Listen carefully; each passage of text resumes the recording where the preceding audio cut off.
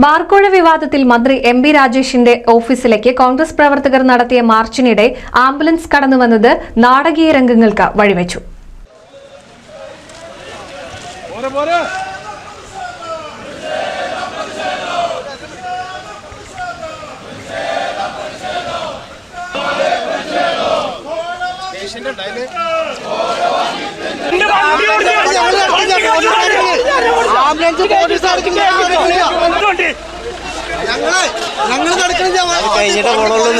Serious കേസൊന്നല്ല, അത് കഴിഞ്ഞിട്ട്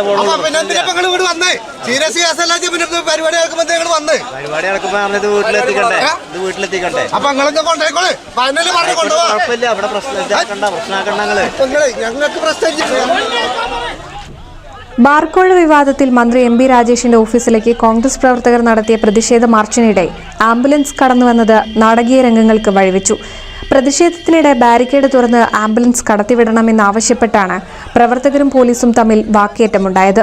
എന്നാൽ ഡ്രൈവറോടും രോഗിയുടെ കുടുംബവുമായി പോലീസ് സംസാരിച്ചതിൽ അടിയന്തര സാഹചര്യമില്ലാത്തതിനാലാണ് ആംബുലൻസ് കടത്തിവിടാത്തതെന്നായിരുന്നു പോലീസിന്റെ മറുപടി.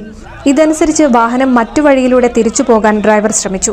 എന്നാൽ പോലീസ് സ്ഥാപിച്ച ബാരിക്കേഡ് മാറ്റി തന്നെ ഇതിലൂടെ കടന്നു പോകണമെന്നായിരുന്നു ചില കോൺഗ്രസ് പ്രവർത്തകരുടെ ആവശ്യം.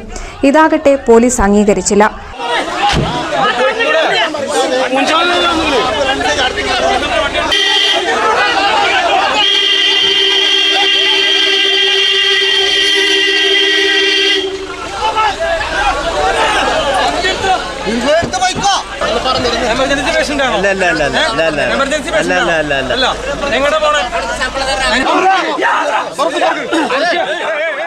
ഇതോടെ പ്രവർത്തകർ ബാരിക്കേഡ് മറിച്ചിടാൻ ശ്രമം നടന്നു.